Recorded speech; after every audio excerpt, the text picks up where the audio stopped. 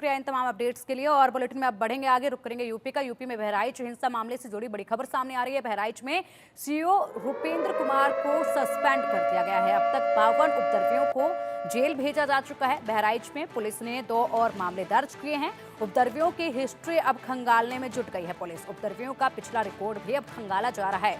तो देखिए, जिस तरीके से बहराइच में हिंसा हुई थी, उसके बाद यूपी के मुख्यमंत्री योगी आदित्यनाथ ने साफ तौर पर यह कह दिया था कि इन उपद्रवियों के खिलाफ सख्त से सख्त एक्शन हो और कड़ी कार्रवाई इनके खिलाफ की जाए। इसलिए अब इनके पिछले रिकॉर्ड को भी खंगाला जा रहा है और 52 उपद्रवियों को जेल भेजा गया है। इनके पिछले रिकॉर्ड्स को खंगाला जा रहा है। इनके ऊपर पहले मामले दर्ज थे या नहीं, ये खंगाला जा रहा है। इसी के साथ साथ बता दें कि इस मामले में कई अधिकारियों पर भी गाज पड़ी है, जिन पर लापरवाही के आरोप लगे थे, जो कि हालात को कंट्रोल नहीं कर पाए थे।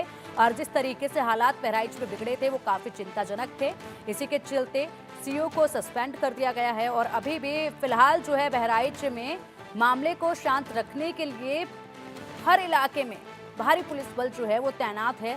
भारी पुलिस बल जो है वो देखा जा रहा है।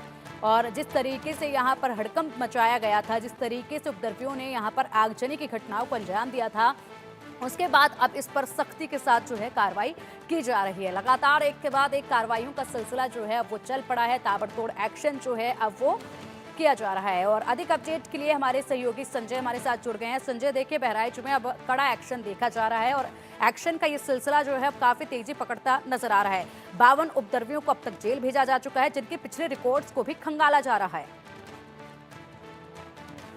बताऊं कि 2013 में इसके पहले इसी तरह का उपद्रव हुआ था। उसके बाद से फिर अब 2024 में हुआ है। सबसे बड़ी बात यह है कि जो भी लापरवाह पुलिसकर्मी है उनको तत्काल उनके खिलाफ कार्रवाई की जा रही है। सबसे पहले थानाध्यक्ष को सस्पेंड किया गया, फिर चौकी इंचार्ज को सस्पेंड किया गया। अब जो सीईओ रूपेंद्र गौड़ थे उनको भी वहां से हटा दिया गया है। उनकी जगह पर रवि खोखर नए सीईओ बनाए गए हैं, जिन्हें रामपुर से बुलाया गया है। सबसे बड़ी बात यह है कि लगातार एसटीएफ की टीम जो है वो मुख्य आरोपी सरफराज की तलाश में जगह जगह छापेमारी कर रही है। एडीजी एलओ अमिताभ यस कल देर शाम यहां से लखनऊ के लिए रवाना हुए हैं।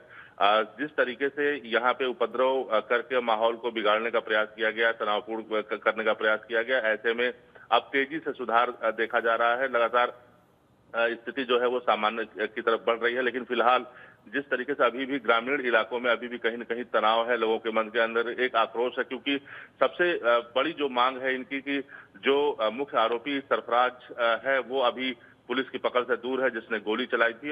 लोगों का यही मांग है कि वो जल्दी से जल्दी पकड़ा जाए। जिस तरीके से लगातार पुलिस लोगों को समझाने में जुटी हुई है, ऐसे में मामला निश्चित तौर पर जरूर सामान्य दिखाई पड़ रहा है, लेकिन अभी भी लोगों के अंदर बेहद आक्रोश है। हालांकि जो पुलिस है, जो लगातार जो पीएससी की टीम है, जो आरआरएफ की टीम है, वो लगातार सड़कों पर दिखाई पड़ रही है और ये प्रयास कर रही है कि जल्द से जल्द मामले को सामान्य किया जाए और इस सड़कों पर और इन बाजारों को गुलजार किया जाए, लोगों का आवागमन जारी हो। जी बिल्कुल, जिस तरीके से संजय आपने बताया कि कोशिश की जा रही है एक बार फिर से वहां पर बाजारों को गुलजार किया जाए, एक बार फिर से लोगों की जिंदगियां जो है पटरी पर वापस आए। कितना वक्त इसमें लगता नजर आ रहा है, क्योंकि ग्राउंड जीरो से आप हालात देख पा रहे हैं, बेहतर समझ पा रहे हैं। तो ऐसे में पुलिस की टुकड़ियां अभी भी वहां पर तैनात है हर इलाके में। कितना समय लग जाएगा पूरी तरह से इस माहौल को सामान्य होने में?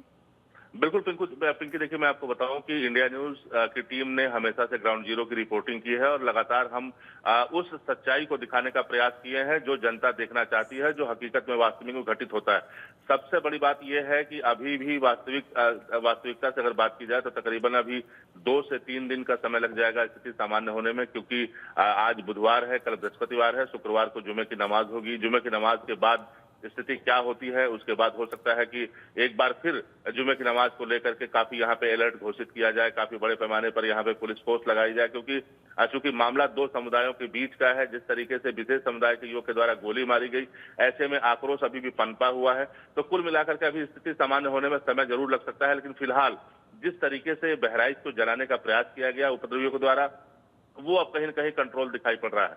हालांकि अब तक 52 उपद्रवी जो है वो गिरफ्तार हो चुके हैं। लगातार उनसे पूछताछ की जा रही है और जो ड्रोन कैमरे जो चलाए गए थे, जो जो सिपाहियों के द्वारा जो कैमरे चलाए गए थे, उसमें एक एक को चिन्हित किया जा रहा है। जो भी उपद्रवी जिन्होंने आगजनी की है, जिन्होंने पुलिस पर लाठियां बरसाई हैं, जिन्होंने पत्रकारों को पर लाठियां बरसाई हैं, जिन्होंने तोड़फोड़ किया है, सबको चिन्हित करके और धरपकड़ करने का काम किया जा रहा है। फिलहाल 52 जो दंगाई है वो अभी पुलिस की हिरासत में है। उनका मेडिकल करवाया गया है और उनको जेल भेजा जा रहा है। लेकिन उसके बावजूद अभी जो पुलिस की टीम है लगातार जगह जगह छापेमारी कर रही है।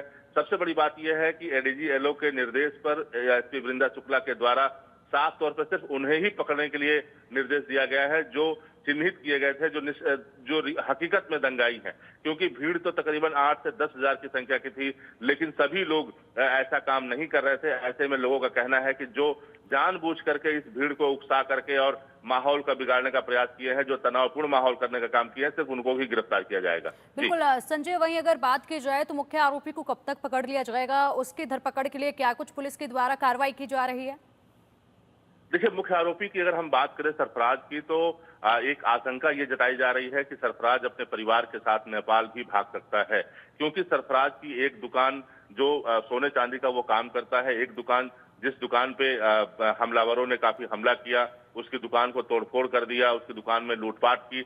यानी एक दुकान महाराजगंज बाजार में है जहां पर पूरी तरीके से स्थिति तनावपूर्ण थी। दूसरी दुकान उसकी बताई जा रही है कि वो नेपाल में भी उसकी दुकान है। ऐसे में ये आशंका जताई जा रही है कि वो समय पा करके और अपने परिवार के साथ वो नेपाल भाग गया है। अगर नेपाल सरफराज भाग जाता है तो निश्चित तौर पे पुलिस के लिए बहुत बड़ी टेढ़ी खीर हो जाएगी, बहुत बड़ा सिरदर्द हो जाएगा उसको तलाश पाना, क्योंकि नेपाल के अंदर भारतीय नेटवर्क काम नहीं करता है। और सबसे बड़ी बात यह है कि इस पूरे हिंसा का, पूरे दंगे का सबसे बड़ा मास्टरमाइंड सलमान है। अगर सरफराज है, अगर सरफराज नहीं पकड़ा जाता है तो निश्चित तौर पे तब तक पुलिस परेशान होती रहेगी जब तक वो गिरफ्त में नहीं आएगा। बिल्कुल संजय, पूरे मामले पर निगरानी आप बनाए रखिएगा और अपडेट आपसे समय समय पर हम लेते रहेंगे। फिलहाल के लिए शुक्रिया आपका इन तमाम जानकारियों के लिए।